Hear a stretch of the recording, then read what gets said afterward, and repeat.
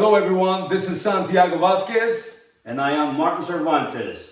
Welcome to the Dotte Pot, where Communication truly matters. there we go, sir. Yes, you yes. said it first. Yes. And I hope everybody's having a nice day, enjoying the sun. It's just nice to be out there and feel the, I don't know what it's called anymore because I haven't seen it in a long time. You know, the heat that radiates from that thing is just amazing. And I can show you that I got some suntan. Yeah, Mexicans do tan sometimes. So you can see right here. Listen, I can tell that it's that European background. I could take off my shirt and show you, but because then my agent is gonna call me because I can't model without a signed contract. So this is out of the question. I just Listen, lack of coffee, lack of caffeine will definitely make you delusional. This is why I am drinking my coffee in courtesy of the Dotte Pot. As you can see, it's not a commercial because we're not getting paid for this. Okay, well, thank you. So today's a very special day. Yes. We have a young man, an erudite. Did you hear what I said? An erudite. What a beautiful word. Yes. Can you explain what that means? Basically, in common parlance and colloquial, an intellectual. A highly educated young man. Now, Mr. Cervantes, Mr. C, would you please introduce him for us? Well, this is a person that I admire. See his work and what he does in our community.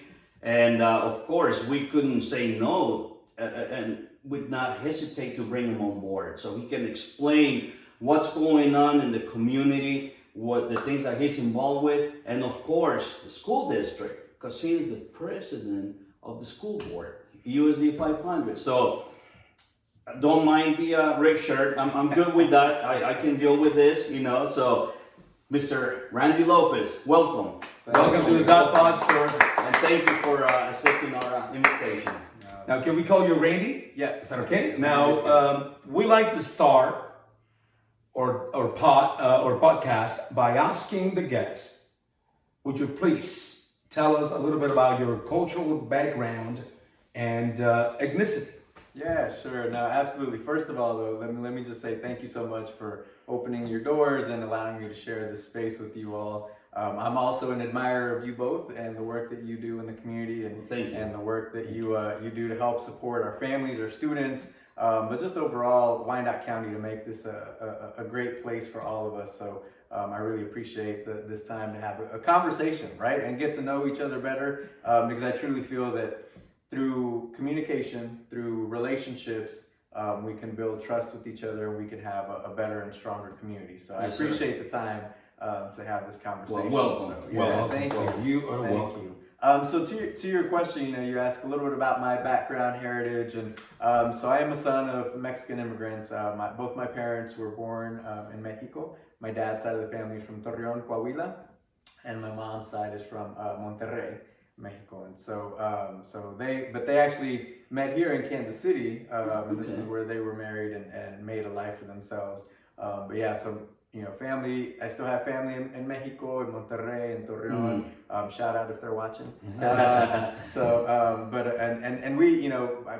There's 5 of us, 5 boys in the family, so we were all born here in Kansas City, but we still have strong ties to our culture, to our heritage, to our family in Mexico, and make sure that our parents made sure that was an important part of who we are as we grow. And let me just say this. He brought us some homemade salsa. So we haven't tried it yet, so we'll see. We'll find out here. Yes, sir. What about the tacos?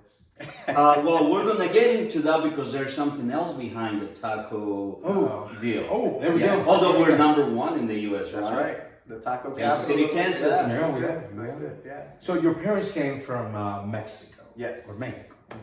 Yes. And were they young when they came, or? They were young. So my mom's story, and I'll keep this brief, right? But my mom's side of the family, my grandfather, mi abuelo Rey, he was a carpenter, era tapicero in Mexico. And so he had his own shop, but then he would come to the United States, like to Texas, Oklahoma, Kansas City, because he would be brought up to do work. And then he actually had his own taller here as well, and had a shop, and he did carpentry work. And that's why he decided to bring his family and stay here in Kansas City. So that's how my mom and my grandparents on my mom's side, that's the reason they immigrated here to Kansas City. On my dad's side, it was the railroad. My dad's stepfather, my dad's father passed away when he was young, but my grandmother remarried, and so my abuelito worked with the railroad, and so came specifically for the railroad here in Kansas City. Yeah. Okay, so you used the word tapicero. Would you please tell our viewers what it means? Yeah. So it's my grandfather was a carpenter, right? He worked with, and is that the right thing? Tapicero. He was upholsterer.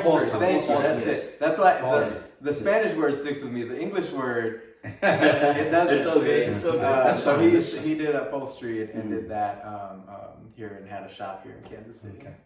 So, do you speak Spanish? I do. I was blessed to be in a household where my parents spoke Spanish to us at home. My grandparents spoke Spanish to us at home. So I grew up speaking both English and Spanish. And then we would spend our summers when summer break would hit. We would go and drive down to Mexico and spend our summers in Mexico. So obviously, if you want to eat, you got to know the language and be able to speak down there, right? Yes. So I grew up speaking both English and Spanish. So now it's not perfect. No, but you were raised with the Spanglish, know, where you mix it up here and there. You know, I have Spanish, have English. You know, so yeah. Absolutely. Yeah, it's actually very common because I lived in the East Coast before I came to Kansas City, and predominantly back in 1982 when I came from Venezuela. Most of the Latino community, Hispanic community were Puerto Ricans, and the New Yorkers, they have their own way of expressing the Spanish language, but the language evolves. You kept saying in Mexico, and Mexico can be written with a J and an X. But the question is, why is it written with the X and also with the J? X marks the spot. That's the treasure. You know, I was actually telling. We're going to go deep into the whole history and all that. Well, so it's very simple. It's because the X letter, is part of the old Spanish Castilian way of speaking, and the J sound comes to us through the Moors, the Muslims that invaded the Iberian Peninsula. Okay. But it's like Texas. It's actually Texas, but it's written with the X, and it has the J sound. But it goes on and on and on. So so you grew up here in Kansas City, Kansas. Yes, sir. Where about? Can you tell us? So I grew up in the Rosedale area. I lived right off a seminary, right off Southwest Boulevard.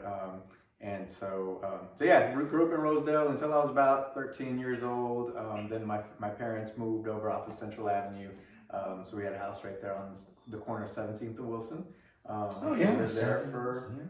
Lived there for several years, all through high school and into college.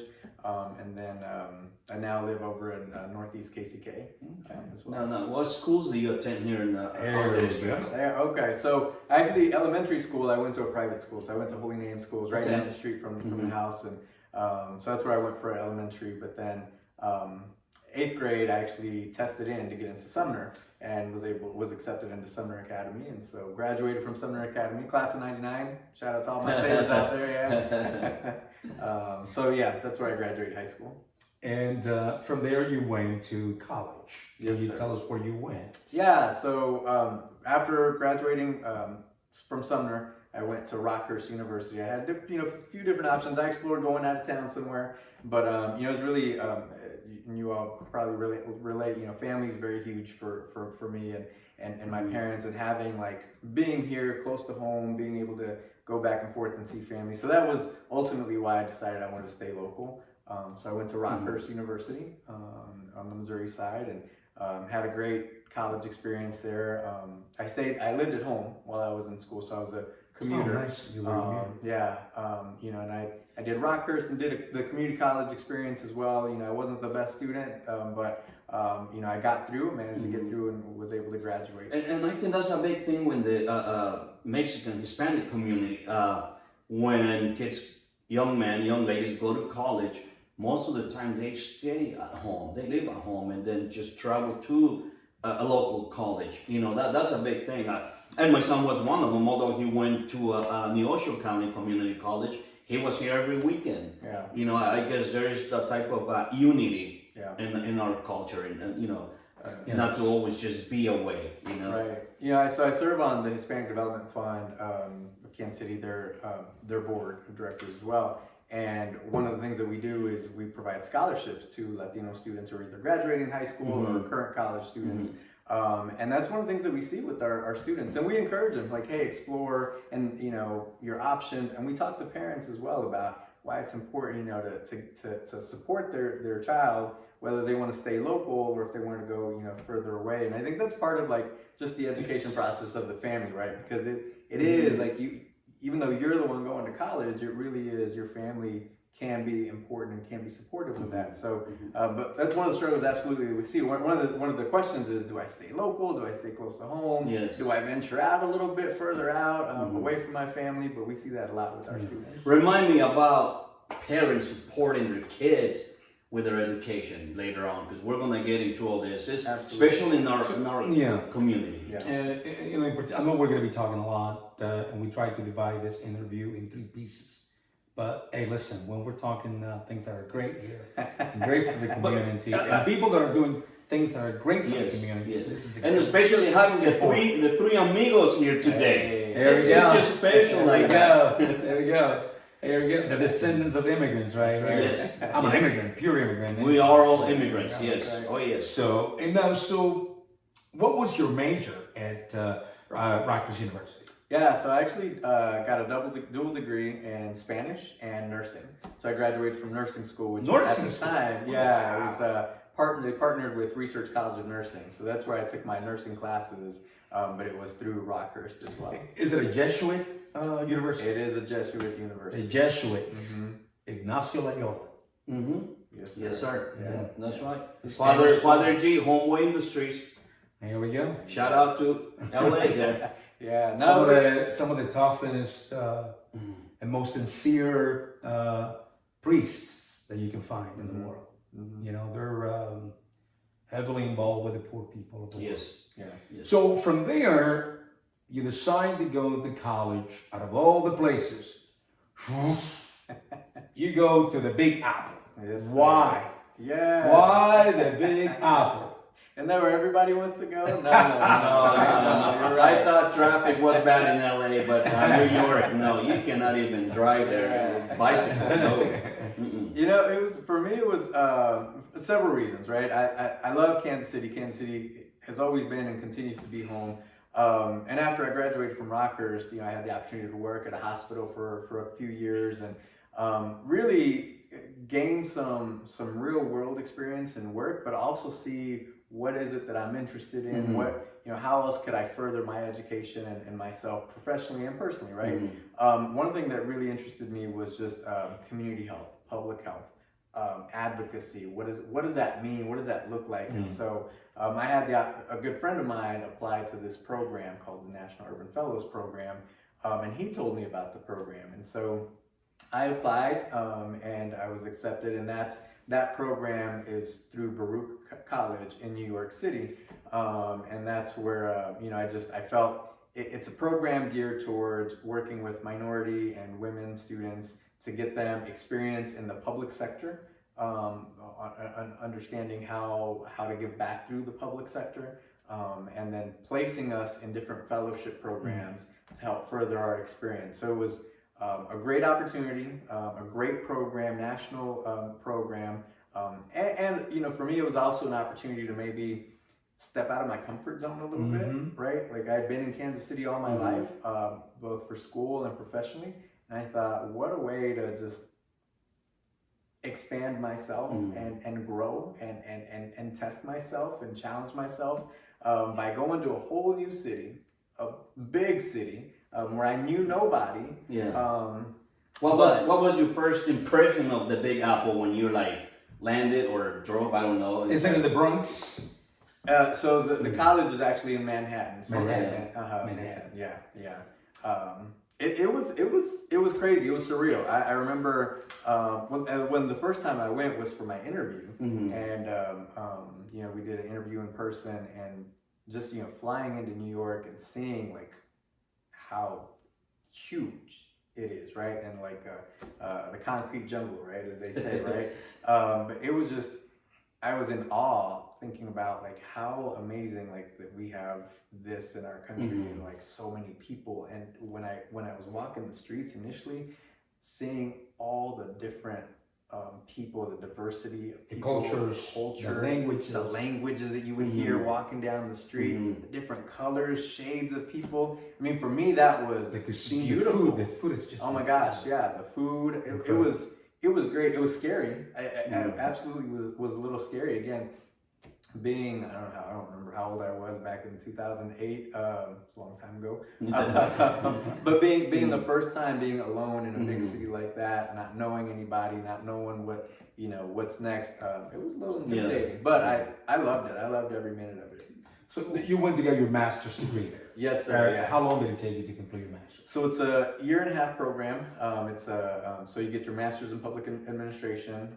So 1.5 years, you do your schooling at the school for 2 semesters, but then there's a 9-month period where they send their students out, and they have partners all across the country to do their fellowship. And so I was fortunate enough to go to the Robert Wood Johnson Foundation in Princeton, New Jersey. There were 3 fellows there, 3 of us that were selected to go to RWJ. Which was just around the corner. Yeah, it wasn't too far. It was a train ride down to Princeton, and yeah, it was a great experience. And again, like getting to explore New York, getting to explore New Jersey, getting to meet people from all across the country who are now just doing some amazing things. And building, you know, it's that saying, right? It's building your network and getting to know people and being able to lean on and learn from others. It continues to be valuable today for me. Now, were you the first person in your family to go to college? The first person to graduate from college? Are you the oldest one of the 5 siblings? No, so I'm number 4 in the order. But my older brothers did attend college before me. My oldest, or the older 2, went to KU. Or the older 3, I'm sorry, went to the University of Kansas. But I was the first to go on to get my master's after graduating. Master's, yes. So we were, again, my parents, I'll tell you what, and this is something I talk to our students and families about is, you know, as a family, and as my parents were so instrumental in helping me understand why education is important and pushing us to say, not to say you have to go to college, but to say education is going to help you get where you want to go. So use that as a tool, and no one can ever take that away from you when you graduate high school, college, whatever it is. That education, nobody can take that from you. And so they pushed us to say, you know, follow your dreams, do what you want, go to school, get that education. And then the second part to it that they always said was, and give back to your community. Because we're responsible for each other. We're responsible for one another. And it's on us to make our community better. And so that's amazing. You know. So. See, I've never received that type of support from my dad. You know, I needed it, I wanted it, but it was never there. You know, I think he was still in the old school mentality, hardcore, you know, like machismo type of thing, you know. So I dropped out. I never, until I moved here to Kansas City, Kansas, I believe it was 2006 2008, when I went to the community college and I got my GED. Mhm. So my wife, she framed it. It's all on my wall. So I'm proud of that because Yeah. I didn't burn all these brain cells growing up. So they still work. And so it felt good. It But felt that's really it. good. That's the key, right? It's it's never too late, and that's a shining example for students who are struggling, or for even for people who have dropped out or haven't completed their either high school or college to say, look, man, like I can do it. I can go back. You went back. You went got your GED, and that's something that other people can see, and you can be an example for our students who may think that they can't, because yes, you can, right? You can. Yeah, I mean, we also know that there are some people that they are perhaps not the greatest high school students, and then when they get to college, they blossom. They excel. I mean, they excel, they blossom, and so you graduate, you get done with your master's degree, and now you probably say to yourself, I'm done with New York. I've seen everything now in the United States. Vive la France. I'm flying to Europe. So when you said to yourself, No. or you said, I'm going to go back to good old Mexico. What's the plan now? What was the plan? Was the plan always to come back? Yeah. To Kansas City? The plan was always to come back. And I won't lie, I did look for jobs out on the East Coast. I thought, well, let me stay out here a little bit longer. And so I applied to a few different places. Didn't really find a position or that I really just called me. And then I ran out of money, so I had to come back home. Mom, Dad, New York is expensive. No, but truly, I wanted to be home. This has always been home. I wanted to come back and give back to the community that helped raise me, because I've had some amazing support around me here in Kansas City. And so I thought, I always feel like it's as my parents said, it's our responsibility to give back, and this community is our responsibility. So what can I do? What did I learn in New York? What are the things, the experiences, the education, all those things that I learned and picked up, bringing it back home to be able to use it and support. And it's very obvious that you are a person that wants to help, that wants to get involved. Being that you went to nursing school, and you want to be around people in need, and being able to lift them up and give them a hand up instead of pushing them down. Now you're involved in different organizations here in Wyandotte County. Can you talk a little bit about that? You get your degree was in nursing, but when you go to New York and you graduate from Baruch College, what was your master's degree in? Master's in Public Administration. Master's in Public Administration. So, did you go back to nursing? No. But he's helping. See? Our community. We gotta connect the dots. Don't want to skip that part. Yeah, no. Where communication truly matters. That's right. Okay, so